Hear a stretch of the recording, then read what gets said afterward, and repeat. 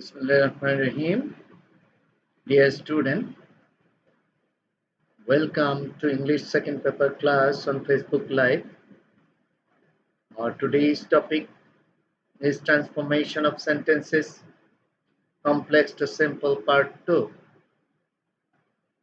presented by Sheikh Muhammad Shariful Alam, Assistant Professor, Department of English, Sheikh Nadrul Islam College, Mymensingh. We have in our previous class completed as far as 4 rules of transforming complex into simple. Today we'll start from the 5th rule, Rule 5. সোদের-যুক্ত কমপ্লেক্সকে simple করার নিয়ম। সোদের এর অর্থ হলো যাতে করে, এর দ্বারা উদ্দেশ্য বোঝায়। এটা কমপ্লেক্স সেন্টেন্সে যখন থাকে তখন কমপ্লেক্স সেন্টেন্সের উদ্দেশ্য বোঝায়। একে যখন আমরা সিম্পল করব তখনও তার অর্থ উদ্দেশ্যই বুঝাবে। সো আমরা জানি সিম্পল সেন্টেন্সে উদ্দেশ্য বুঝাইতে হলে ইনফিনিটিভ বসাইতে হয়। সো সোদের যুক্ত কমপ্লেক্সকে আমরা যখন সিম্পল করব তখন সিম্পল সেন্টেন্সে ইনফিনিটিভ বসাইতে হবে। আমরা একটু এর গঠনটি দেখে নিই। স্ট্রাকচার সোদেটের পূর্ব পর্যন্ত বসে, অর্থাৎ সোদেটের পূর্বে প্রিন্সিপাল ক্লজ থাকে, এর কোনো পরিবর্তন হয় না। সোদেট থেকে পরবর্তী মূল ভার্বের পূর্ব পর্যন্ত উঠে যায়। প্লাস টু প্লাস ভার্বের বেস ফর্ম প্লাস বাকি অংশ বাক্যের। আমরা একটা উদাহরণ দেখি। He works hard so that he can shine in life. এই বাক্যের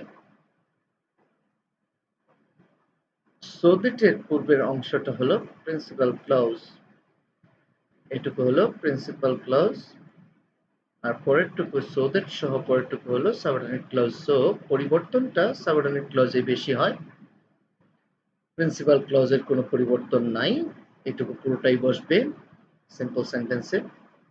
He works hard so that থেকে পরবর্তী মূল ভার্ব, এই হলো তোমার মূল ভার্ব। এই মূল ভার্বের পূর্ব পর্যন্ত যা আছে, so that থেকে মূল ভার্বের পূর্ব পর্যন্ত যা আছে এটা বাদ যাবে, বাদ দিলাম। প্লাস এখানে একটা টু বসবে, কি ও টু, তারপরে ভার্বের বেস ফর্ম প্লাস বাকি অংশ। তাহলে সিম্পল সেন্টেন্সটা কি দাঁড়ালো? He works hard to shine in life. উত্তরটা দেখে নিই। He works hard to shine in life. হয়ে গেল পঞ্চম নিয়ম, খুব ইম্পর্টেন্ট। সোদের যুক্ত কমপ্লেক্সকে সিম্পল করে নিলাম। Rule 6, so dot dot that. এখানে সো মানে এতই আর দ্যাট মানে যে, এতই যে এরূপ কমপ্লেক্সকে সিম্পল করার নিয়ম। এই ক্ষেত্রেও টু ডট ডট টু বসাইতে হয় সিম্পল করার সময়। আমরা একটু গঠনটা দেখে নিই। সো এর আগের যে অংশ আছে সাবজেক্ট, কমপ্লেক্স সেন্টেন্সের সাবজেক্ট, এটা সিম্পল সেন্টেন্সের সাবজেক্ট হবে। যে ফাইনাইট ভার্বটা থাকবে সেটা ভার্ব হিসেবে বসবে। সো এর পরিবর্তে একটা টু বসাইতে হবে, এই সো এর পরিবর্তে টু। তারপরে এই ডট ডট যে জায়গায় দিলাম এই জায়গায় একটা অ্যাডজেক্টিভ থাকবে, সেই অ্যাডজেক্টিভটা আমরা যথারীতি বসাবো। তারপরে থাকবে দ্যাট, এই দ্যাটকে উঠিয়ে দিয়ে আমরা তার পরিবর্তে টু বসিয়ে দিব। তারপরে ভার্বের বেস ফর্ম, মাঝখানে কিছু জিনিস থাকবে সেগুলো আর আমরা বসাবো না। দ্যাটের পরে কিছু থাকবে সেগুলো আমরা বসাবো না, দ্যাটের পরিবর্তে টু বসাবো। আর মাঝখানের যে অংশগুলো থাকবে আমি উদাহরণে তোমাদেরকে দেখিয়ে দিচ্ছি, তোমরা দেখবে, সেগুলোকে আমরা আর বসাবো না, সেগুলো বাদ যাবে।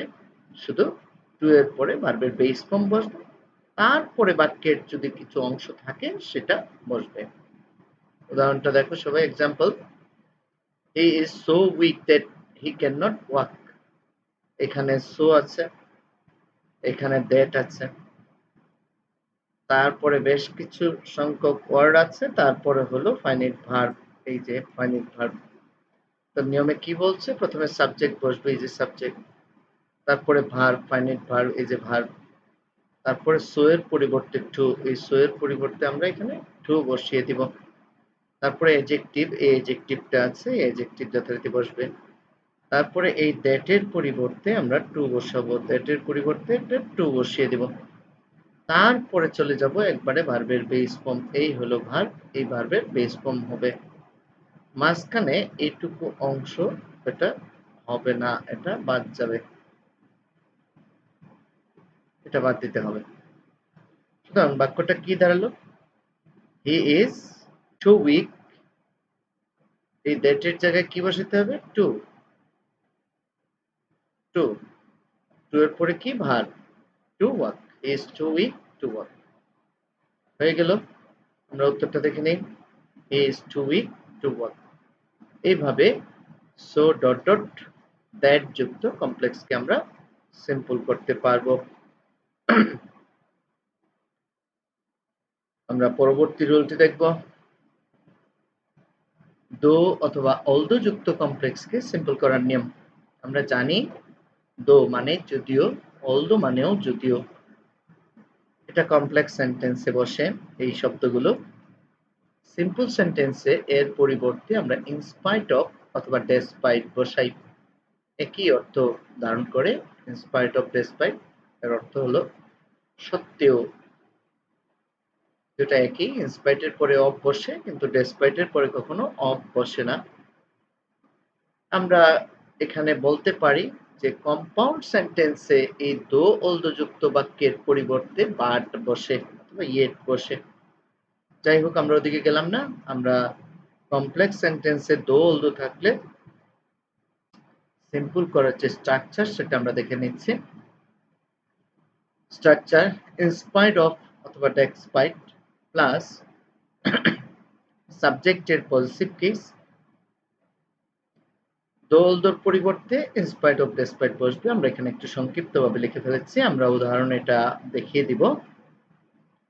তো দো অলদোর পরিবর্তে কি হবে, ইনস্পাইট অফ অথবা ডেসপাইট, ডেসপাইটের পরে অফ বসে না, প্লাস সাবজেক্টের পজিটিভ কেস। আমরা সাবজেক্টের পজিটিভ কেস নিয়ে এর পূর্বে আলোচনা করেছি, সো একই বিষয় বারবার আলোচনায় না আসলে ভালো হয়। তোমরা ভিডিওগুলো আছে ধারণকৃত, পেজে থাকবে, তোমরা সেখানে পুনরায় দেখে নিতে পারো। পজিটিভ কেস কাকে বলে আমরা বিস্তারিত কিছুটা আলোচনা করেছি এর পূর্বে। তো সাবজেক্টে পজিটিভ কেসটা আমরা বসিয়ে দেব, প্লাস ভার্বের সঙ্গে আইএনজি যুক্ত করব। আমরা জানি যে ভার্বের সঙ্গে আইএনজি যুক্ত হলে নাউন হয়, আর অনেকগুলো ভার্ব আছে যার নাউন আলাদা রূপও আছে, আইএনজি ছাড়াও, আইএনজি যুক্ত করা ছাড়াও অন্য কোনো রূপ আছে যে তার নাউন রূপ, ওই ভার্বের নাউন রূপ। আমরা অনেক সময় ভার্বের নাউন রূপ করি অথবা ভার্বের সঙ্গে আইএনজি যোগ করে জেরান্ড করি, জেরান্ড মানেও একটা নাউন। এই দুইটা পদ্ধতি আমরা ব্যবহার করি নাউন করার ক্ষেত্রে, ভার্বকে নাউন করার ক্ষেত্রে। প্লাস বাকি অংশ যেটুকু থাকে সেটুকু আমরা বসাবো। আমরা একটা উদাহরণ দেখি, উদাহরণে যাওয়ার আগে আরেকটা রুল আছে, সেটা হলো দুই ধরনের বাক্য থাকে, ইনস্পাইট অফ অথবা ডেসপাইট প্লাস সাবজেক্টের পজিটিভ কেস প্লাস ভার্ব উঠে যায়। আমরা আগের লেকচারে এরকম একটা রুল পড়েছিলাম, তো সেখানে বিকজ অফ ছিল, বিকজ অফ এর নিয়মে পড়েছিলাম, তোমরা দেখেছো নিশ্চয়ই, মনে না থাকলে আবার দেখে নিবে। সেখানে বলেছিলাম যে ভার্ব উঠে যায়, কখন উঠে যায়, যদি to be verb finite verb হিসেবে ব্যবহৃত হয় সেই ক্ষেত্রে আমরা ভার্বগুলোকে উঠিয়ে দিই এবং তারপরের অ্যাডজেক্টিভকে নাউন করে দিই। এখনো দেখো একই রকম জিনিস, ভার্ব যখনই উঠে যায় তারপরে অ্যাডজেক্টিভকে নাউন করতে হয়, অর্থাৎ সেই ভার্বগুলো হয় টু বি ভার্ব, আর টু বি ভার্ব যখন বাক্যের ফাইনাইট ভার্ব হিসেবে ব্যবহৃত হয় তারপরে অবশ্যই একটা অ্যাডজেক্টিভ থাকবে। এটা হলো বাক্যের একটা গঠন, আর সেই অ্যাডজেক্টিভটা আমরা টু বি ভার্ব উঠিয়ে দিয়ে তারপরে অ্যাডজেক্টিভকে আমাদের নাউন করে দিতে হবে, প্লাস বাকি অংশ, বাক্যের বাকি অংশ যা আছে সেটা ব্যবহার করব। তো আমরা এখানে দুইটা নিয়ম পেলাম, যদি মূল ভার্ব থাকে তাহলে প্রথম স্ট্রাকচারই আমাদের করতে হবে, ফাইনাইট ভার্ব যদি প্রিন্সিপাল ভার্ব থাকে তাহলে আমাদের প্রথম নিয়মে করতে হবে। আর ফাইনাইট ভার্বটা যদি to be verb finite verb হয়, সেই ক্ষেত্রে আমরা দ্বিতীয় নিয়মটাও ব্যবহার করতে পারি বা প্রথম নিয়মও ব্যবহার করা যায়, দুটার যে কোনোটা ব্যবহার করলেই চলে এই ক্ষেত্রে। তো আমরা একটা উদাহরণ দেখি এখন। Example, though he is poor he is honest. আমি বলছি, আবারও বলছি, যে এখানে to be verb finite verb হিসাবে আছে, সো এটা দুই নিয়মেই করা যাবে। আর যদি এখানে প্রিন্সিপাল ভার্ব ফাইনাইট ভার্ব হিসেবে থাকতো, তাহলে অবশ্যই প্রথম নিয়মেই শুধু করতে হবে। তো আমার মনে হয় বিষয়টা ক্লিয়ার হয়েছে সবার কাছে। যদি এরপরেও সমস্যা থাকে, আমাকে কমেন্টের মাধ্যমে তোমরা প্রশ্ন করতে পারো, আমি প্রশ্নের উত্তর দিব। তো আসো দেখি, দো অলদো যুক্ত বাক্য, সেটাকে সিম্পল করার নিয়ম এখানে বলা আছে ইনস্পাইট অফ ডেসপাইট। তাহলে আমরা দো অলদোর পরিবর্তে ইনস্পাইট অফ অথবা ডেসপাইট বসালাম। তারপরে সাবজেক্টের পজিটিভ কেস, হি এর পজিটিভ কেস হিজ, তাহলে ইনস্পাইট অফ হিজ। তারপর ভার্বের সঙ্গে আইএনজি ১ নাম্বার নিয়ম অনুযায়ী আমরা করছি। এই ১ নাম্বার রোল অনুযায়ী করতে গেলে এই ইজ ভার্বের বেস ফর্মের সাথে আইএনজি যুক্ত করতে হবে। যে কোনো ভার্বের সাথে আইএনজি যুক্ত করতে হলে তার বেস ফর্মের সাথে আইএনজি যুক্ত করতে হয়। এটাও আমি এর আগের ক্লাসে তোমাদেরকে বলেছি, যে কোনো ভার্বের সাথে আইএনজি যুক্ত করতে হলে তার বেস ফর্মের সাথে আইএনজি যুক্ত করতে হয়। তাহলে ইজ এর বেস ফর্ম হলো বি, আর তার সঙ্গে আইএনজি যুক্ত করলে হবে বিং। তাহলে ইনস্পায়ার্ড অফ হিজ বিং পোর, এই ক্ষেত্রে পোর পোরই থাকবে। অ্যাডজেক্টিভকে নাউন করার এখানে কোনো দরকার নেই, যেহেতু আমরা ভার্বের সঙ্গে আইএনজি যুক্ত করে ১ নাম্বার নিয়ম অনুযায়ী করেছি। তারপরে বাকি অংশ, হি ইজ অনেস্ট, কমা থাকবে, তারপরে হি ইজ অনেস্ট যা আছে তাই থাকবে। টোটাল বাক্যটা কি দাঁড়ালো? In spite of his being poor he is honest. হয়ে গেল। যেহেতু এটা to be verb finite verb হিসেবে বসেছে, আমরা দ্বিতীয় নিয়ম অনুযায়ী সেটা করতে পারি। আমরা প্রথমে একটা উত্তর দেখে নিই। ডেসপাইট দিয়ে আমরা করেছি এখানে। ডেসপাইট অথবা ইনস্পাইট অফ, দুটার একটা বসাতে হবে। Despite his being poor he is honest. এখন যদি আমরা দ্বিতীয় নিয়মে করি, এটা করতে পারবো যেহেতু to be verb finite verb হিসেবে আছে। তাহলে আমরা কি করব? ইনস্পাইট অফ অথবা ডেসপাইট প্লাস সাবজেক্টের পজিটিভ কেস প্লাস ভার্বকে উঠিয়ে দিয়ে পরের অ্যাডজেক্টিভকে নাউন করে দেব। দেখি একটু, ইনস্পাইট অফ হিজ, পোরের নাউন রূপ পভার্টি অথবা পোরনেস, যে কোনো একটা বসালে হবে। দুইটা নাউন রূপ আছে, পোর এর নাউন রূপ দুইটা, একটা হলো পভার্টি আর একটা হলো পোরনেস। তো ইনস্পাইট অফ হিজ পোরনেস অথবা পভার্টি হি ইজ অনেস্ট। এটা প্রিন্সিপাল ক্লজ, এর কোনো পরিবর্তন হবে না। বারবার বলা হচ্ছে, কথাগুলো বারবার আসছে, আসবে, যেহেতু একই বিষয়। তারপরে কিছু কিছু পরিবর্তন আছে যেগুলো আমাদের বলতে হবে, একটার পর একটা পরিবর্তন হচ্ছে, বিভিন্ন বিষয়ে আসছে। কমপ্লেক্স বাক্যের ধরন একটু বেশি, এই জন্য রোলগুলো একটু বেশি, অনেকগুলো রোল আছে। আমি তোমাদেরকে সবগুলো রোলই দেখিয়ে দিব এখানে। তাহলে দ্বিতীয় নিয়মে ইনস্পাইট অফ হিজ পোরনেস অথবা poverty, comma he is honest, আমরা উত্তরটা দেখে নিই। Despite his poverty he is honest, অথবা ইনস্পাইট অফ আমরা দিতে পারতাম, আমি বলে ফেলছি ইনস্পাইট অফ, এখানে আমরা ব্যবহার করেছি ডেসপাইট, তুমি ইচ্ছা করলে যে কোনটাই ব্যবহার করতে পারো। ডেসপাইট ব্যবহার করেছি এই কারণে যে অনেকেই আছে ডেসপাইটের পরেও অফ ব্যবহার করতে পারে, সেই জন্য আমরা ডেসপাইটটা এখানে ব্যবহার করেছি। ইনস্পাইটের পরে অফ আছে, এখানে তোমরা ব্যবহার করতে পারবে, কিন্তু ডেসপাইটের পরে অফ ব্যবহার করা যাবে না। তো আশা করি এই নিয়মটাও সবাই বুঝতে পারছো। পরবর্তী নিয়ম, এটা খুব সুন্দর একটা নিয়ম, রুল 8, ইফ যুক্ত কমপ্লেক্সকে সিম্পল করার নিয়ম। তো ইফ যুক্ত আসলে কন্ডিশনাল সেন্টেন্স, শর্তবোধক বাক্য, এটা সবসময় শর্তবোধক বাক্য।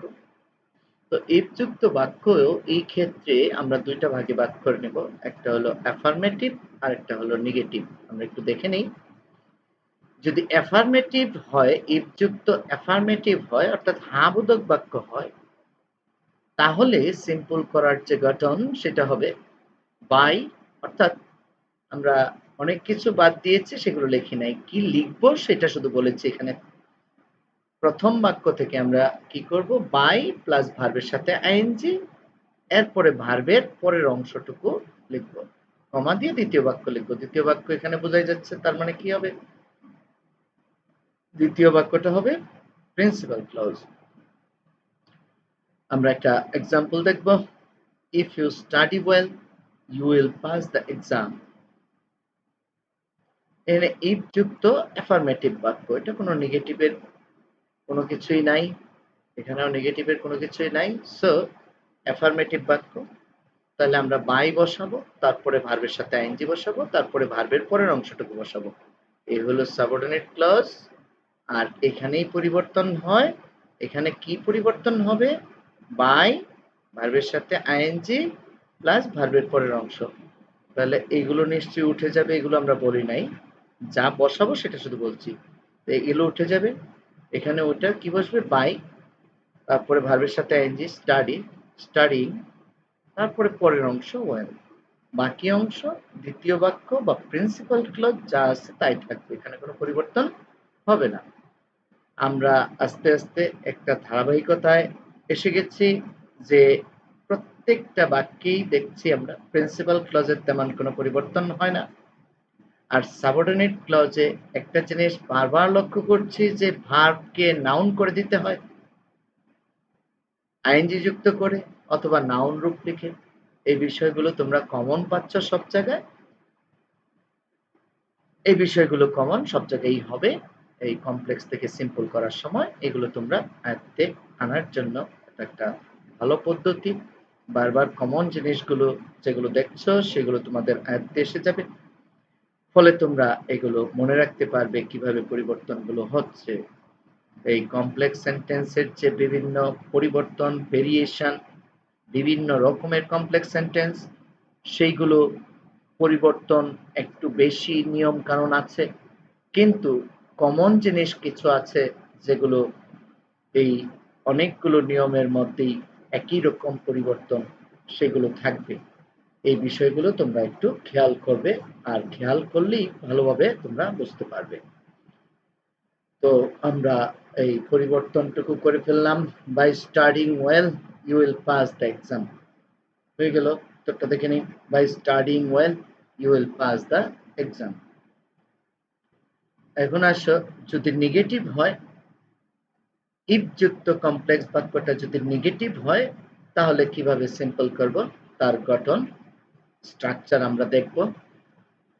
তো আগের মতোই ইফ উঠে যাবে, সাবজেক্ট উঠে যাবে, টু ভার্ব থাকলে উঠে যাবে, শুধু উইদাউট বসবে প্লাস ভার্বের সাথে আইএনজি হবে।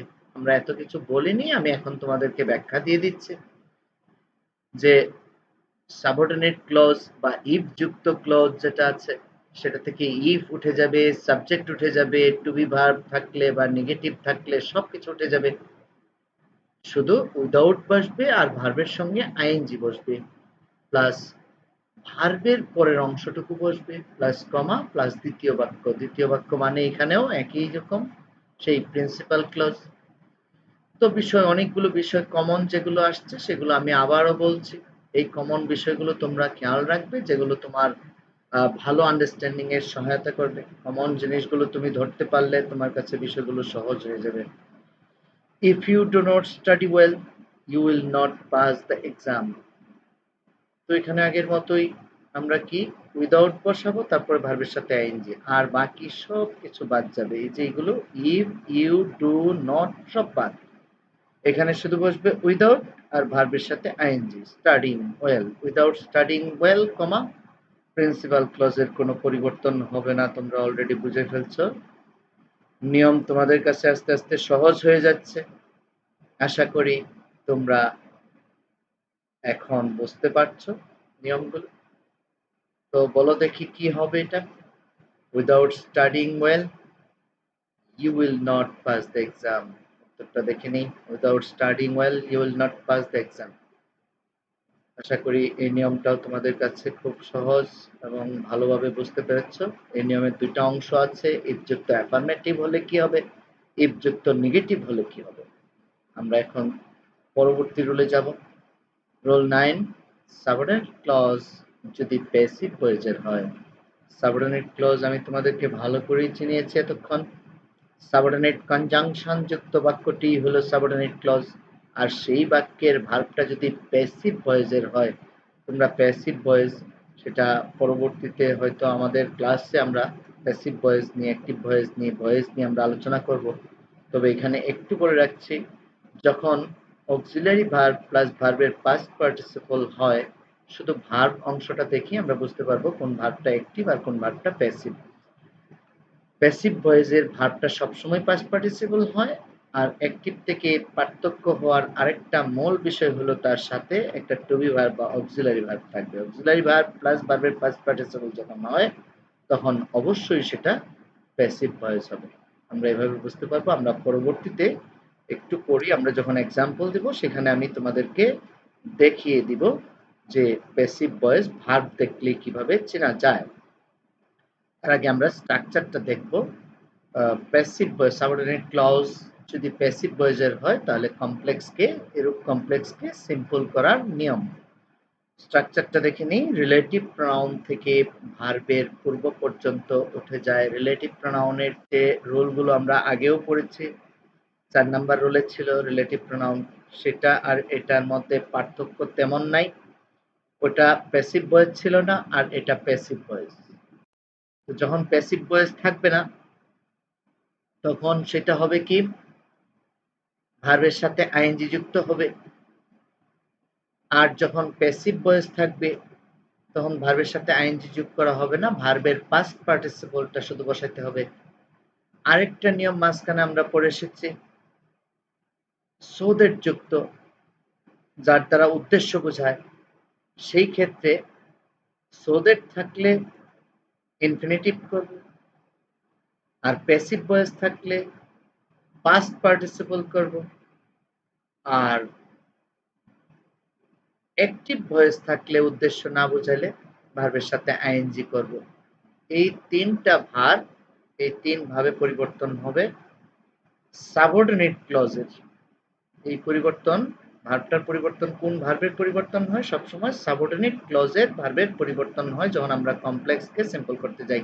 আর এই তিনটা বললাম এই কারণে যে তিনটা একই রকম রুল, শুধু ভার্বের রূপের পরিবর্তন হবে। তিনটা ভার্বকে যখন নন ফাইনাইট করা হয়, এটাকে নন ফাইনাইট ভার্ব বলে। নন ফাইনাইট যখন করা হয়, তিনটা তিন ভাবে করা হয়। কোন তিনটা? যখন রিলেটিভ প্রনাউন যুক্ত অ্যাক্টিভ ভয়েসের এবং উদ্দেশ্য বোঝায় না এরূপ ভার্ব থাকে, তখন সাবঅর্ডিনেট ক্লজের ভার্বটিকে আইএনজি যুক্ত করা হয়।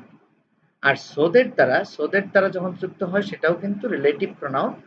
আর যেহেতু সো থাকে আর দ্যাট থাকে, সো দ্যাট মানে উদ্দেশ্য বোঝায়, সেই ক্ষেত্রে ইনফিনিটিভ করতে হয়, আইএনজি করলে সেই ক্ষেত্রে হয় না। আর যখন সাবঅর্ডিনেট ক্লজে প্যাসিভ ভয়েস থাকে, সেই ক্ষেত্রে ভার্বটির সাবঅর্ডিনেট ক্লজের ভার্বটিকে পাস্ট পার্টিসিপল করে নন ফাইনাইট করতে হয়। এই তিনটা ভাবে এই তিন জায়গায় পরিবর্তন করতে হয়, আর বাকি পরিবর্তন সবগুলো একই রকম তিন জায়গায়।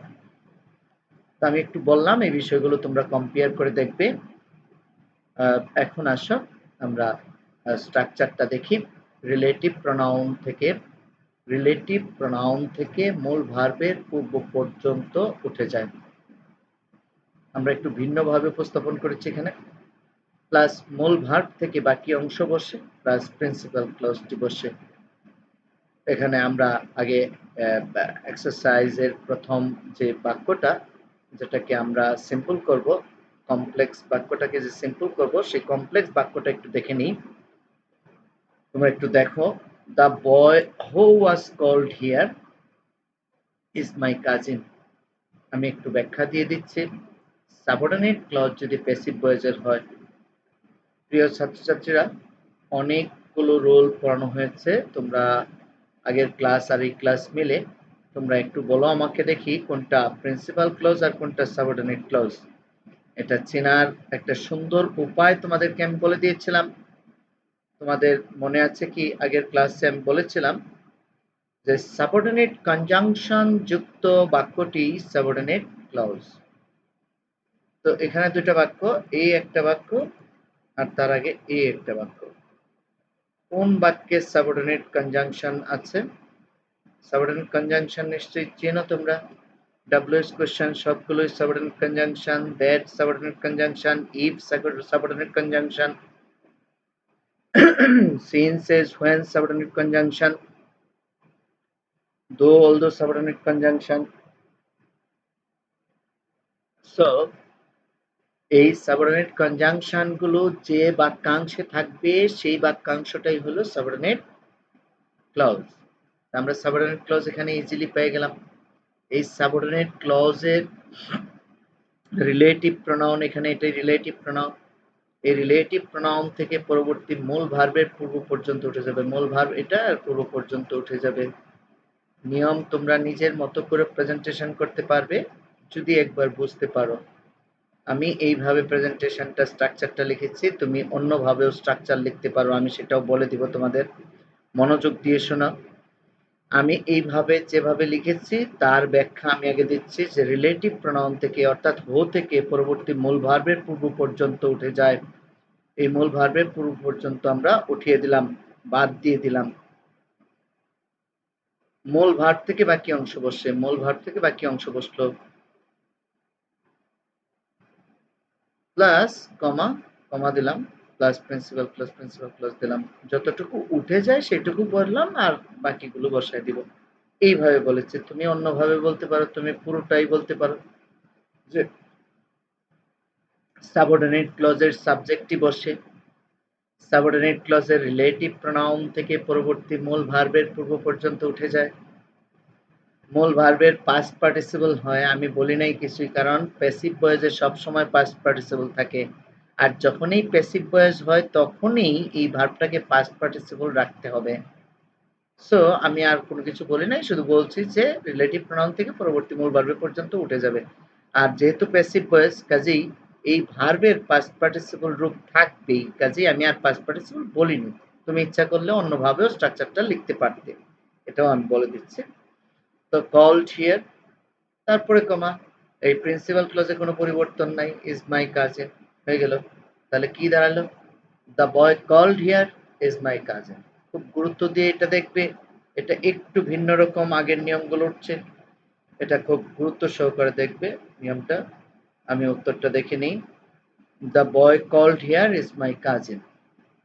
আরেকটা বিষয় তোমাদেরকে আমি বলি যে এরকম তোমাদের যে বইগুলো আছে, যে বইগুলো তোমরা পড়ো, সেই বইয়ের যে এক্সারসাইজগুলো আছে সেই এক্সারসাইজগুলো থেকে তোমরা এই যে ক্লোটা দেওয়া আছে রুলের সাথে, সাবঅর্ডিনেট ক্লজে যদি প্যাসিভ ভয়েসের হয়, সাবঅর্ডিনেট ক্লজটি যদি প্যাসিভ ভয়েসের হয়, এই ক্লোটা দেখে তুমি এক্সারসাইজগুলো মিলিয়ে নিবে যে হ্যাঁ এটা এই নিয়মে পড়বে, কখন হবে যদি সাবঅর্ডিনেট ক্লজটি প্যাসিভ ভয়েসের হয়।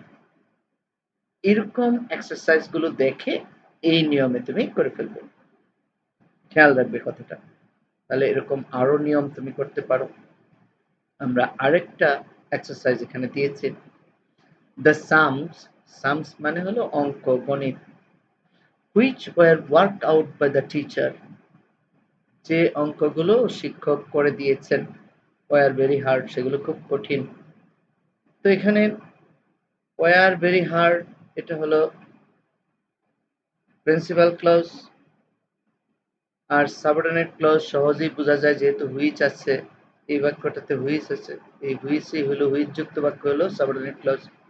তা আমরা এই হুইচ যুক্ত রিলেটিভ প্রোনাউন, এই রিলেটিভ প্রোনাউন থেকে পরবর্তী মূল ভার্ব এর পূর্ব পর্যন্ত যা আছে এটা উঠাই দিব, এটা রাখবো না। আর কোনো পরিবর্তনই নাই, এইটুকুই শুধু পরিবর্তন।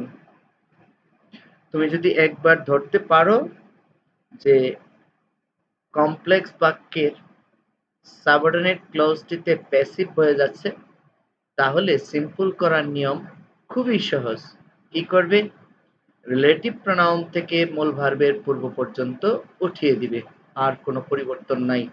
এত ছোট্ট একটু পরিবর্তন, আশা করি সবাই বুঝতে পেরেছ। আমরা এর আনসারটা দেখব। The sums worked out by the teacher were very hard হয়ে গেল, খুব ইজি। এখন আসো পরের নিয়ম,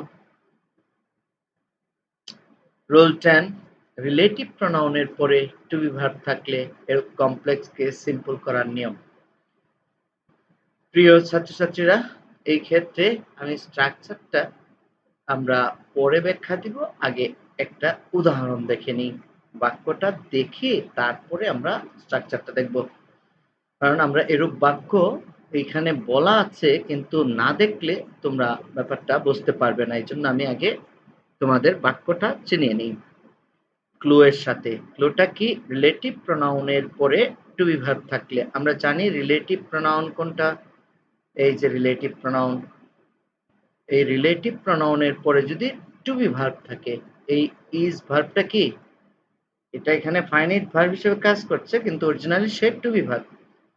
তাহলে একটা অন্যরকম নিয়মে এইটাকে সিম্পল করতে হবে। হ্যাঁ, এক্সেপশনাল রুল এটা, এটা খুব খেয়াল করো।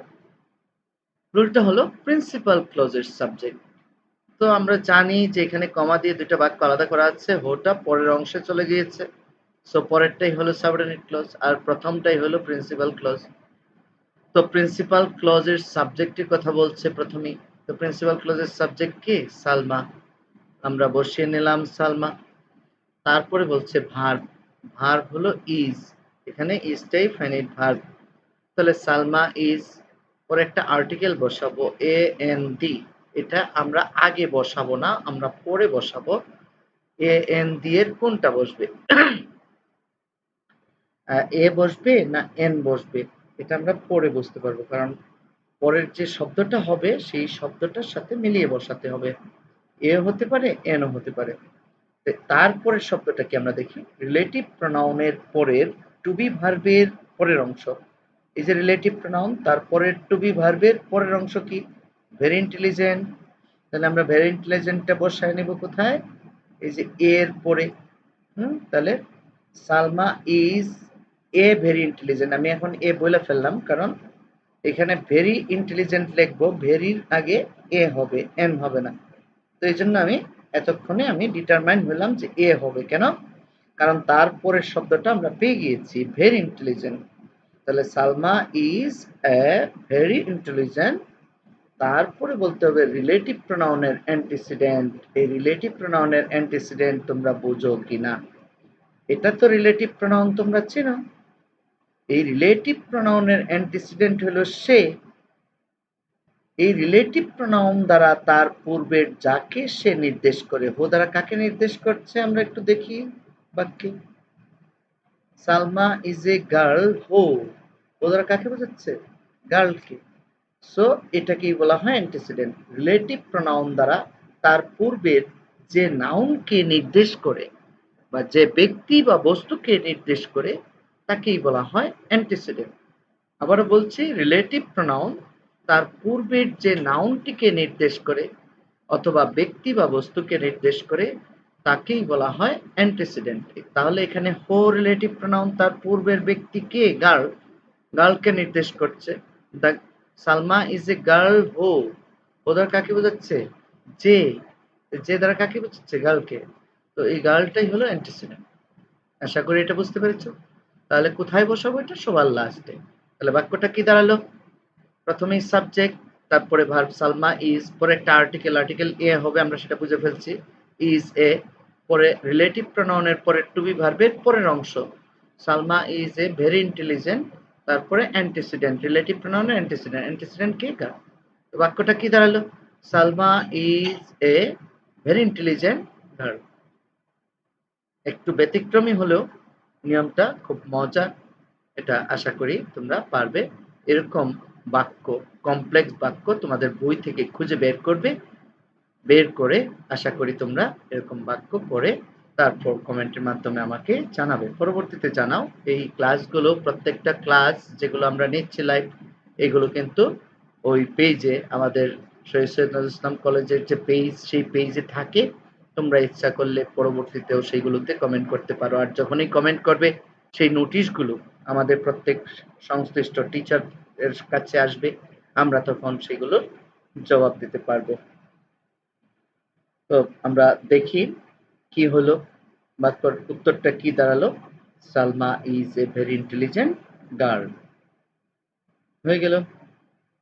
আমরা এরকম আরেকটি বাক্য এখানে আছে, সেই বাক্যটাকে আমরা সিম্পল করব একই রকম, সেটা আমরা মিলিয়ে নিব। রিলেটিভ প্রোনাউনের পর টু ভার্ব থাকলে এই বাক্যে রিলেটিভ প্রোনাউন কোনটা? হুইচ। তারপরেও টু ভার্ব আছে, তাহলে এটাও একই রকম। এই ক্লুটা এখানে যে দেওয়া আছে, রিলেটিভ প্রোনাউনের পরে টু ভার্ব থাকলে এরূপ কমপ্লেক্সকে সিম্পল করার নিয়ম, প্রত্যেকটা রুলের সাথেই প্রথমে ক্লুটা দেওয়া আছে, আর এই ক্লু ধরে তুমি কমপ্লেক্স সেন্টেন্স খুঁজে বের করবে কোনটা কোন রূপের, এবং সেটা অনুযায়ী কোন নিয়ম অনুযায়ী সেটা সিম্পল সেন্টেন্সে রূপান্তর করতে হবে। এই বিষয়টা যদি তুমি ভালো করে বুঝো আর এইটা দেখে যদি তুমি বাক্যগুলো ফাইন্ড আউট করতে পারো যে এটা কোন প্রকারের কমপ্লেক্স, এটা কোন প্রকারের কমপ্লেক্স, এবং এটা কোন নিয়মে পড়বে, কোন নিয়মে সিম্পল করতে হবে, তাহলে তোমার কাছে খুব ভালো হবে, তুমি খুব ভালোভাবে বুঝতে পারবে। এই জন্য আমি এই উদাহরণের সাথে এই ক্লুটাকে মিলিয়ে দিচ্ছি। রিলেটিভ প্রোনাউনের পরে টু ভার্ব থাকলে এই দ্বিতীয় বাক্যটা যেটা আমরা করব সেটাতেও রিলেটিভ প্রোনাউন হলো হুইচ, তারপরে টু ভার্ব আছে, সো এটাও একই নিয়মে হবে। এখানেও প্রিন্সিপাল ক্লজ হলো আগেরটা, যেহেতু হুইচটা পরের বাক্যে আছে, তো এখানে প্রিন্সিপাল ক্লজের সাবজেক্ট হলো দ্য রোজ, তারপরে ভার্ব হলো ইজ, তারপরে আমরা আর্টিকেল এ বসাবো না এন বসাবো এটা একটু পরে বসাবো। আমরা পরের অংশটা দেখে নিই।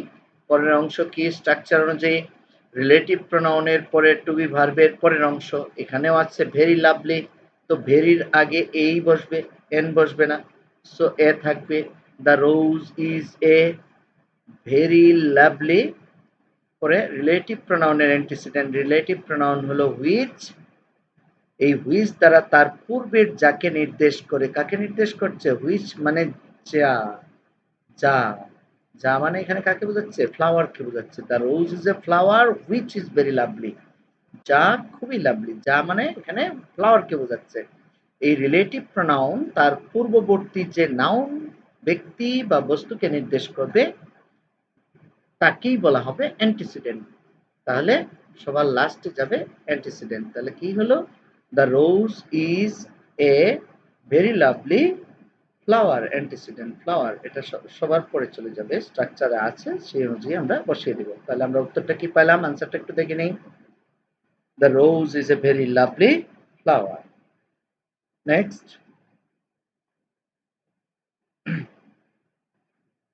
দ্যাট দ্বারা যদি কোনো নাউন ক্লজকে নির্দেশ করে তবে কমপ্লেক্সকে সিম্পল করার নিয়ম। এটাও আরেকটা ব্যতিক্রমধর্মী রুল, এটা আগের রুলগুলোর থেকে একটু ভিন্ন। দ্যাট দ্বারা যদি নাউন ক্লজকে নির্দেশ করে, আমরা একটু ক্লজ সম্বন্ধে আমরা ইতিপূর্বেই শুনেছি যে প্রিন্সিপাল ক্লজ আর সাবঅর্ডিনেট ক্লজের কথা বলছি, মূলত ওই দুইটাই আমরা দেখি। এছাড়াও ক্লজ আছে, ক্লজ মানেই হলো বাক্য বা বাক্যাংশ। এখন নাউন ক্লজ কাকে বলে? নাউন ক্লজ তাকেই বলে যে পুরো একটা বাক্য বা বাক্যাংশ দ্বারা পুরো নাউনটা, পুরো বাক্যটা যদি একটা নাউনের মতো কাজ করে তখন ওই বাক্য বা ক্লজটিকে বলা হয় নাউন ক্লজ। অর্থাৎ একটা বাক্য একটা নাউনের মতো কাজ করে, তাকে বলা হয় নাউন ক্লজ। আর সেই নাউন ক্লজ বা বাক্যটা দ্যাট দ্বারা নির্দেশিত হয়। আমরা একটু স্ট্রাকচার দেখার আগে আমরা একটা এক্সারসাইজ কমপ্লেক্স বাক্য এরকম দেখে নিব, তারপরে আমরা এটাকে সলভ করব। স্ট্রাকচার দেখব, তারপর সলভ করব। আমরা একটা বাক্য দেখে নিই, বাক্যটার সাথে ক্লুটা মিলিয়ে নিই।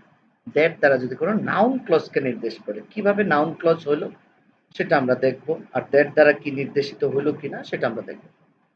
দ্যাট, এই দ্যাট দ্বারা নির্দেশিত হবে একটা নাউন ক্লজ। কোনটা নাউন ক্লজ আমরা দেখব। এখানে দুইটা ক্লজ আছে, বাক্য আছে। একটা হলো he is known to all, একটা হলো হি ইজ অনেস্ট, একটা হলো he is known to all. এই দুইটা বাক্যাংশ আছে বা ক্লজ আছে। এখন নাউন ক্লজ বা নাউনের মতো কাজ করছে কোনটা? আমরা দেখছি যে দ্যাট হি ইজ অনেস্ট, সে যে হয় একজন সৎলোক, ইজ নোন টু অল, এই যে ইজ নোন যে ভার্বটা, এই ভার্বের সাবজেক্ট কি? প্রত্যেকটা ভার্বের তো একটা সাবজেক্ট থাকে, এই ভার্বের সাবজেক্ট কিন্তু না। এই ভার্বের সাবজেক্ট হলো পুরো এই বাক্যটা। He is honest is known to all, সে যে হয় সৎ, এটা সকলের জানা। ইজ নোন, এই ইজ নোন ভার্বের সাবজেক্ট হলো হি ইজ অনেস্ট। এই পুরো বাক্যটা ইজ নোন ভার্বের সাবজেক্ট। সাবজেক্ট মানে কি? নাউন। তাহলে এই হি ইজ অনেস্ট এই বাক্যটুকু ইজ নোন ভার্বের সাবজেক্ট হয়ে গেল। সাবজেক্ট মানেই হলো নাউন। তাহলে এটা পুরো বাক্যটা একটা নাউনের মতো কাজ করছে এখানে। আর যেহেতু একটা বাক্য বা ক্লজ একটা নাউনের মতো কাজ করে, তখন তাকে বলা হয় নাউন ক্লজ। আর এই নাউন ক্লজটাকে নির্দেশ করছে কে? দ্যাট। তাহলে দ্যাট দ্বারা যদি নাউন ক্লজকে নির্দেশ করে, এরূপ কমপ্লেক্সকে সিম্পল করার নিয়ম। আমরা এতক্ষণ কমপ্লেক্সকে সিম্পল করার কিছুই করি নাই। আমরা শুধু একটা কমপ্লেক্স বাক্য চিনলাম যেটা দ্যাট দ্বারা নির্দেশিত হয় কোনো একটা নাউন ক্লজ। আমরা নাউন ক্লজটা চিনলাম এখানে। নাউন ক্লজ কাকে বলে? যখন একটা পুরো বাক্য বা বাক্যাংশ অন্য কোনো একটা ভার্বের সাবজেক্ট হিসাবে বা নাউন হিসাবে কাজ করে, তখন ওই বাক্যাংশকে বলা হয় নাউন বাক্যাংশ বা নাউন ক্লজ। আর সেটা দ্যাট দ্বারা যখন নির্দেশিত হয়, সেইরকম একটা কমপ্লেক্স বাক্য আমাদের লাগবে।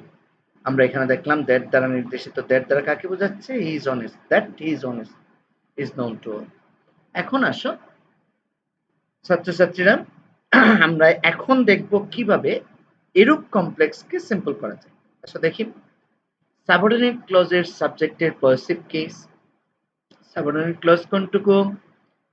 এখানে রিলেটিভ প্রোনাউন বা সাবঅর্ডিনেট কনজাংশন যে অংশে যুক্ত থাকবে সেটাই হলো সাবঅর্ডিনেট ক্লজ। তাহলে এটাই হলো সাবঅর্ডিনেট ক্লজ। এই দ্যাট যুক্ত আছে এখানে, তাহলে এই বাক্যটা কি বলা হবে? এখানে সাবঅর্ডিনেট ক্লজ। এই সাবঅর্ডিনেট ক্লজের কি নিতে হবে? আমার সাবজেক্টের পজিটিভ কেস। সাবজেক্ট কি আছে? হি। এর পজিটিভ কেস কি? হিজ। তারপরে কি উক্ত ক্লজের অ্যাডজেক্টিভের নাউন রূপ। এই ক্লজের অ্যাডজেক্টিভ কোনটা আছে? অনেস্ট। অনেস্ট হলো অ্যাডজেক্টিভ, এর নাউন রূপ কি হবে? অনেস্টি। তাহলে his honesty plus principal clause. Principal clause হলো এই যে এইটুকু পরের অংশটা, এটা প্রিন্সিপাল ক্লজ। তো প্রিন্সিপাল ক্লজ পুরোটাই বসিয়ে দিব। আমাদের খুব সহজ কিন্তু সিম্পল করা। তো কি করলাম? সাবঅর্ডিনেট ক্লজের সাবজেক্টের পজিটিভ কেস আর যে অ্যাডজেক্টিভ আছে তার নাউন রূপ, এই দুটা কাজ। আর প্রিন্সিপাল ক্লজে কোনো পরিবর্তন নাই। কিন্তু বিষয় হলো এখানে যে এরূপ বাক্য, কমপ্লেক্স বাক্য তোমাকে চিনতে হবে যে দ্যাট দ্বারা নির্দেশিত হবে একটা নাউন ক্লজ। আর সেইরূপ বাক্যকে, কমপ্লেক্স বাক্যকে সিম্পল করার নিয়ম হলো এটা। মূল কাজ কিন্তু তোমার ক্লুটা বের করা, যে এই ক্লুটা দ্যাট দ্বারা যখন কোনো নাউন ক্লজকে নির্দেশ করে, এরূপ কমপ্লেক্সকে সিম্পল করার নিয়ম। নিয়ম তো খুবই সিম্পল। সাবঅর্ডিনেট ক্লজের সাবজেক্টের পজিটিভ কেস আর অ্যাডজেক্টিভের নাউন রূপ কি হলো? His honesty is known to all. খুব সহজ। খুব সহজভাবে আমরা এই রোলটা বুঝে ফেললাম। আমরা এখন পরবর্তী রুলে যাব। পরবর্তী রুল 12, অ্যাডজেক্টিভের পর যদি সাবঅর্ডিনেট ক্লজ থাকে তবে কমপ্লেক্সকে সিম্পল করার নিয়ম। এই ক্ষেত্রেও আমি আমাদের স্ট্রাকচারটা দেখার পূর্বেই আমি তোমাদেরকে একটা সেন্টেন্স দেখিয়ে নিব, কমপ্লেক্স সেন্টেন্স, যার মধ্যে অ্যাডজেক্টিভের পর সাবঅর্ডিনেট ক্লজটা থাকবে। সাবঅর্ডিনেট ক্লজ থাকবে একটা অ্যাডজেক্টিভের পর। আমি এটা ভালো করে দেখিয়ে নিচ্ছি তোমাদের, যে they are happy that they have won the game. এখানে দে আর হ্যাপি এটা প্রিন্সিপাল ক্লজ, এটা সবাই বুঝো। That they have won the game এটা হলো সাবঅর্ডিনেট ক্লজ। আমার এখানে ক্লুটা ছিল অ্যাডজেক্টিভের পর যদি সাবঅর্ডিনেট ক্লজ থাকে। এখানে দেখো প্রিন্সিপাল ক্লজের লাস্টের যে ওয়ার্ডটা আছে সেটা হলো হ্যাপি। হ্যাপি তোমরা সবাই জানো, এটা হলো অ্যাডজেক্টিভ, এর নাউন রূপ হলো হ্যাপিনেস। যদিও আমরা আমাদের দেশে অনেকেরই দেখি যে অ্যাডজেক্টিভেই নাম রেখে দিয়েছে হ্যাপি। হ্যাপি নামের অনেকের নাম পাওয়া যায়, নাউন হিসেবে পাওয়া যায়, কিন্তু আসলে হ্যাপি হলো অ্যাডজেক্টিভ। অনেকেই আবার মনে করে স্যার এটা তো নাউন। কিভাবে? কই যে আমার পরিচিত আছে একজন, তার নাম হ্যাপি।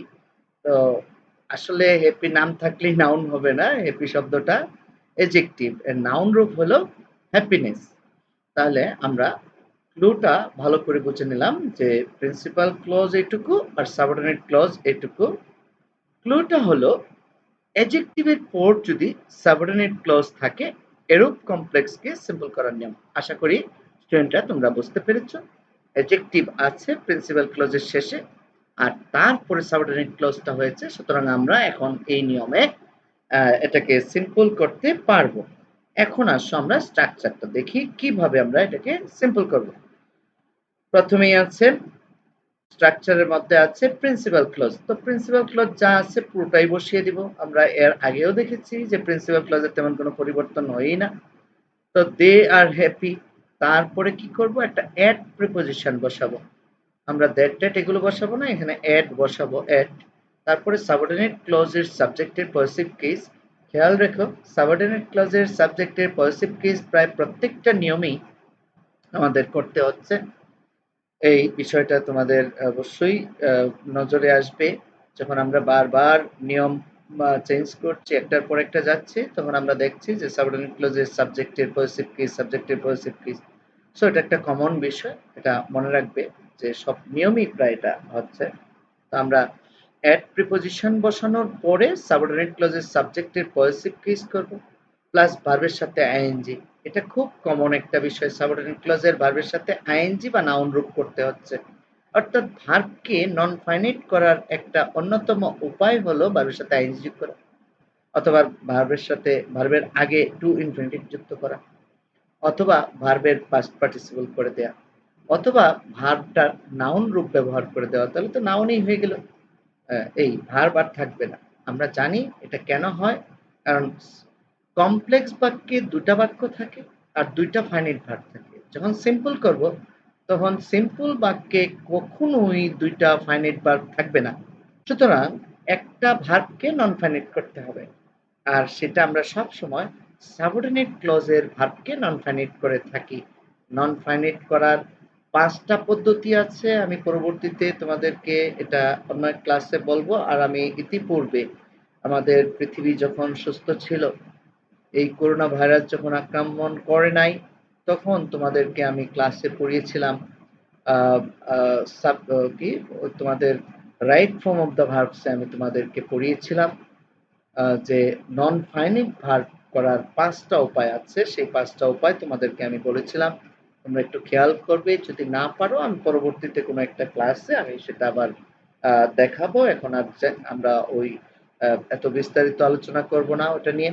আমরা জানি ভার্বকে নন ফাইনাইট করার কয়েকটা পদ্ধতি আছে, এর মধ্যে হলো একটা আইএনজি যুক্ত করা, এটা একটা কমন বিষয়। যখনই আমরা কমপ্লেক্সকে সিম্পল করতে যাই বা কম্পাউন্ডকে সিম্পল করতে যাই, তখন এই কাজটা করতে হবে, কারণ কমপ্লেক্স এবং কম্পাউন্ডে 2 বা ততোধিক বাক্য থাকে, ক্লজ থাকে, প্রত্যেকটা ক্লজে একটা ফাইনাইট ভার্ব থাকে।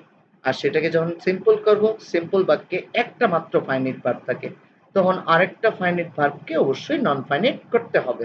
সেটা আইএনজি যুক্ত করে হোক, আর ইনফিনিটিভ করে হোক, অথবা পাস্ট পার্টিসিপল করে হোক, অথবা জিরান্ড করে হোক, অথবা ইনফিনিটিভ করে হোক, জিরান্ড করে হোক, পাস্ট পার্টিসিপল করে হোক, পাস্ট পারফেক্ট পার্টিসিপল করে হোক। পারফেক্ট পার্টিসিপল বলতে একটা কথা আছে হ্যাভিং প্লাস ভার্বের পাস্ট পার্টিসিপল। এইগুলো হলো নন ফাইনাইট ভার্ব। আমরা যে কোনো একটা করব, আমি অনেক বেশি আলোচনা করে ফেলছি এই বিষয়টা নিয়ে। তো ভার্বের সাথে আইএনজি করব প্লাস বাকি অংশ আমরা এখন এই স্ট্রাকচার অনুযায়ী বাক্যটাকে আমরা সিম্পল করব। Principal clause, they are happy, তারপরে একটা preposition at, they are happy at. Subordinate ক্লজের subject হলো দে, এর পজিটিভ কেস হলো দেয়ার, THEIR, দেয়ার। তাহলে দে আর হ্যাপি এট দেয়ার। তারপরে ভার্বের সাথে আইএনজি। ভার্বের সাথে আইএনজি কিভাবে করবে এখানে, এটা দুইটা পদ্ধতি আছে। এটা পারফেক্ট পার্টিসিপল করতে পারো, হ্যাভিং তারপরে ওন দিয়ে দিবা, ওন ভার্বের ফার্স্ট পার্টিসিপল, হ্যাভিং ওন, তাহলে পারফেক্ট পার্টিসিপল হয়ে গেল। আর যদি কেউ মনে করো যে মূল ভার্বের সাথে আইএনজি যুক্ত করবে, তাও হবে। They are they are having won the game, অথবা উইনিং দ্য গেম। তবে হ্যাভিং ওন দ্য গেম করাই অনেক ভালো, কারণ সেই ক্ষেত্রে পরবর্তীতে যখন আবার তোমরা কমপ্লেক্স করতে যাবে, তখন বুঝতে পারবে যে হ্যাভিং এর জায়গায় হ্যাভ হবে এবং পরে ওনটা থাকবে। তাহলে আমরা পারফেক্ট টেন্স যে এখানে আছে সিম্পল থেকে কমপ্লেক্স করার সময় সেটা আমরা বুঝতে পারবো। যদিও তুমি উইনিং দিলেও হবে, তবে হ্যাভিং ওন দিলে সবচেয়ে ভালো হয়। তাহলে বাক্যটা কি দাঁড়ালো আমরা একটু আনসারটা দেখে নেই। They are happy at they are winning the game. আশা করি এই রোলটাও তোমরা বুঝতে পেরেছো। আমি আর দুইটা রোল আজকে পড়াবো, কারণ আমি ক্লাসটাকে ভাগ করে নিয়েছি। তারপরে আরেকটা ক্লাস লাগবে কমপ্লেক্স টু সিম্পল করার জন্য, কারণ আমি তোমাদেরকে আগেই বলেছি যে অনেকগুলো ব্যতিক্রমী কমপ্লেক্স বাক্য আছে যেগুলোকে সিম্পল করতে হবে। সবচেয়ে বেশি রুল এটাতে, অন্যগুলোতে এত রুল নেই।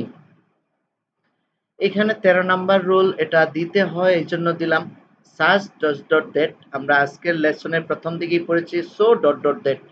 ওই নিয়ম আর এই নিয়ম একই নিয়ম, দুটার মধ্যে কোনো পার্থক্য নাই। কাজে আমি এখানে স্ট্রাকচার লিখি নাই, আমি শুধু এক্সাম্পল দিয়ে দিয়েছি, আর কোনো পরিবর্তন নাই। সাসের জায়গায় তুমি কি করবে, টু বসিয়ে দিবে, আর দ্যাটের জায়গায় টু বসিয়ে দিবে, আর মূল ভার্বের বেস ফর্ম বসিয়ে দিবে আগের মতোই। আমি শুধু ভেরিয়েশন সাচ আর ওখানে ছিল সো, এই পার্থক্যটুকু উদাহরণের মাধ্যমে দেখানোর জন্যই আমি এটা রোলটা এখানে লিখেছি। আর এটার কোনো কিছুই না। অনেক সময় ছাত্ররা বিভ্রান্ত হতে পারে যে স্যার ওখানে তো সো ছিল, এখানে আছে সাচ, তাহলে আমি কি করব? সেই ক্ষেত্রে যেন স্টুডেন্টরা বুঝতে পারে, এজন্যই আমি এটা শুধু দেখিয়ে দিচ্ছি যে সো আর সাচ যাই থাকুক না কেন, ডট ডট দ্যাট এরকম যদি থাকে তাহলে একই নিয়ম, সো বা সাচের জায়গায় টু হবে, আর দ্যাটের জায়গায় টু হবে, আর তারপরের দ্যাটের জায়গায় টু হবে, আর তারপরের যে সাবজেক্ট, ক্যান, নট এগুলো উঠে যাবে। মূল ভার্ব কনসেন্ট্রেট এটা বসবে, তার আগে টু বসবে, আর কনসেন্ট্রেট ভার্বের বেস ফর্ম বসবে, বাকি অংশটুকু বসবে। এই এই নিয়মটা ওই আগের সো ডট ডট দ্যাটের নিয়মের মতোই, এটাতে আর কোনো পার্থক্য নেই। সো আমরা পরের নিয়মটাতে চলে যাব। এটাই আমাদের আজকের শেষ নিয়ম। এটাও আরেকটু ব্যতিক্রমী নিয়ম। হাউবার, হোয়াট এভার, হোয়েন এভার যুক্ত কমপ্লেক্সকে সিম্পল করার নিয়ম। এই নিয়মটা আমরা স্ট্রাকচার দেখার আগেই আমরা এইখানেও একটা বাক্য দেখে নিব, কারণ এই হাউবার, হোয়াট এভার, হোয়েন এভার যুক্ত কমপ্লেক্স বাক্যটা দেখার পরে স্ট্রাকচারটা যদি আমরা বলি সেটা অনেকটা ভালো হয়, স্টুডেন্টরা বুঝতে পারে যে এই হলো হাউবার বা হোয়াট এভার যুক্ত বাক্য, কমপ্লেক্স বাক্য। তারপরে স্ট্রাকচারটা দেখলে তাদের আমার মনে হয় যে তোমাদের জন্য সেটা বুঝতে সুবিধা হবে। এই জন্য আমি আগে বাক্যটা নিয়ে আসলাম। আমরা এখানে দেখি however beautiful it may be, it is very short. আমরা খুব ভালোভাবে বুঝতে পারছি যে সাবঅর্ডিনেট ক্লজ হলো এটা, কারণ এখানে হাউবার সাবঅর্ডিনেট কনজাংশনটা যুক্ত আছে, আর পরের অংশটা এটা হলো প্রিন্সিপাল ক্লজ। তো একটা প্রিন্সিপাল ক্লজ আর একটা সাবঅর্ডিনেট ক্লজ মিলে যে বাক্য হয় তাকে কমপ্লেক্স বাক্য বলে। আমরা কমপ্লেক্স বাক্য প্রথম দিনেই আমি পড়ে ফেলেছিলাম, বলেছিলাম তোমাদেরকে কমপ্লেক্স বাক্য কিভাবে হয়। তো এখন এটার স্ট্রাকচারটা আমরা দেখব। এটাই আমাদের আজকের ক্লাসের শেষ নিয়ম। আজকের ক্লাসটা একটু বড় হয়েছে, কারণ আগে কিছু নিয়ম তোমরা প্রাথমিক বুঝতে পেরেছ, ফলে এই নিয়মগুলো তোমাদের অনেকটা সহজ হয়ে গিয়েছে। এই জন্য আমি একটু বেশি নিয়ম তোমাদেরকে আজকে পড়িয়ে দিলাম। তো দেখো এখানে হাউবার, হোয়াট এভার, হোয়েন এভার যুক্ত কমপ্লেক্সকে সিম্পল করার নিয়ম, এগুলো সব উঠে যাবে। উঠে কি বসবে? For all, with all, not standing. এই শব্দগুলো যে কোনো একটা ব্যবহার করলেই হবে। যে স্যার এটা থাকলে এটা, ওটা থাকলে এটা, এরকম নয়। হাউবার থাকলে তুমি যে কোনোটাই ব্যবহার করতে পারো, হোয়াট এভার থাকলেও তুমি যে কোনোটাই ব্যবহার করতে পারো, হোয়েন এভার থাকলেও তুমি যে কোনো একটা ব্যবহার করতে পারো। প্লাস সাবজেক্টের পজিটিভ কেস। আগের নিয়মে আমি বলেছিলাম যে সাবজেক্টের পজিটিভ কেস একটা কমন বিষয় কমপ্লেক্স থেকে সিম্পল করার সময়। তারপরে অ্যাডজেক্টিভের নাউন রূপ, এটাও আমরা দুই একবার দেখেছি যে অ্যাডজেক্টিভকে নাউন করতে হয়। প্লাস প্রিন্সিপাল ক্লজ, তার মানে প্রিন্সিপাল ক্লজের পরিবর্তন নাই। এই 14 নাম্বার রুলেও এসে আমরা এটা দেখতে পেলাম। সো আমাদের অনেকটা আয়ত্তে এসে গেছে কিভাবে কমপ্লেক্সকে সিম্পল করতে হয়। শুধু এই যে শব্দগুলো, যে কানেক্টরস গুলো বা আমরা এগুলোকে বলি সাবঅর্ডিনেট কনজাংশন গুলো যখন চেঞ্জ হচ্ছে তখন এর রুলের একটু অংশ চেঞ্জ হচ্ছে। বেসিক্যালি বাকি জিনিসগুলো একই রকম থাকছে। আমি এতগুলো রুল দেখালাম এতে করে তোমাদের আরো বেশি আয়ত্তে আসবে বিষয়গুলো। তোমরা বুঝতে পারবে নিজেরাই যে হ্যাঁ, যে এতগুলো রুল পড়ানোর পরেও মূল বিষয়গুলো একই। শুধু কিওয়ার্ড গুলো যখন চেঞ্জ হয়, সাবঅর্ডিনেট কনজাংশন গুলো যখন চেঞ্জ হয় তখন এই সাবঅর্ডিনেট কনজাংশন গুলোর পরিবর্তে একেকটার পরিবর্তে একেকটা শব্দ নতুন আসে সিম্পল করার সময়। এটুকুই পার্থক্য। এটা তোমরা যখন বুঝতে পারবে নিজেরা তখন সবগুলো রোল তোমাদের কাছে খুব সহজ হয়ে যাবে। আমরা দেখি এখন কিভাবে করতে পারি এটা। তো ফর অল, আমরা ফর অল দিয়ে শুরু করব। ফর অল, তারপরে সাবজেক্ট কি? প্রথম বাক্যের সাবজেক্ট কি? ইট। তাহলে এর পজিটিভ কেস কি? ইটস। মনে রাখবে ইট এর পজিটিভ কেস করার সময় যখন আমরা ইটস করি অ্যাপোস্ট্রফি হবে না, শুধু এস যুক্ত হবে। অ্যাপোস্ট্রফি দিলে এটা ইট ইজ হয়ে যাবে। সো ফর অল ইটস পরে কি হবে? সাবঅর্ডিনেট ক্লজের অ্যাডজেক্টিভের নাউন রূপ। অ্যাডজেক্টিভ কি আছে? পুরো এই যে however beautiful it may be, পুরোটার মধ্যে অ্যাডজেক্টিভ কোনটা? বিউটিফুল। বিউটিফুল অ্যাডজেক্টিভ এর নাউন রূপ কি হবে? বিউটি। তাহলে কি দাঁড়ালো? For all its beauty. এইটুকুই কাজ। বাকি হলো principal clause. It is very sure. আমরা আনসারটা দেখে ফেলি। For all its beauty it is very sure. হয়ে গেল। ধন্যবাদ সবাইকে এই মনোযোগ দিয়ে ক্লাসটি দেখার জন্য, শোনার জন্য। আশা করি আমরা পরবর্তীতে বাকি অংশগুলো, যে অংশগুলো বাকি আছে সেগুলো আমরা শেষ করব। আমার মনে হয় 22 বা 23টা রোল আছে আমার কাছে।